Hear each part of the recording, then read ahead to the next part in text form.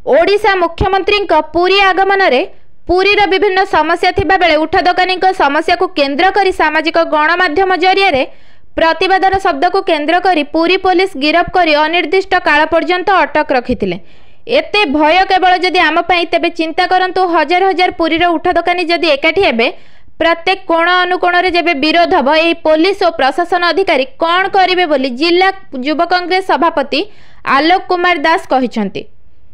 युवा कांग्रेस रो शताधिक कर्मी बड़ संकटारु पुलिस गिरफ करथिबा बेले तांको सह पुरी विधानसभा क्षेत्रीय युवा कांग्रेस सभापति मनोज मंडल, अभिषेक दास, कुन्नू बारिक, ओम प्रकाश पाणी, संबित बेहेरा, अनिल बेहेरा, संतोष बराल सह अन्यपटे जिला छात्र कांग्रेस सभापति जगदीश राउत, राज्य छात्र कांग्रेस साधारण संपादक साहिल महांती, जिला छात्र कांग्रेस नेता हेमंत प्रधान, अस्मित बराल, बादल बारिक, वासुदेव षडंगी सह अनेक छात्र कांग्रेस कर्मी पुरी मेडिकल छक ठारू गिरफ होई अटक रहिथिले।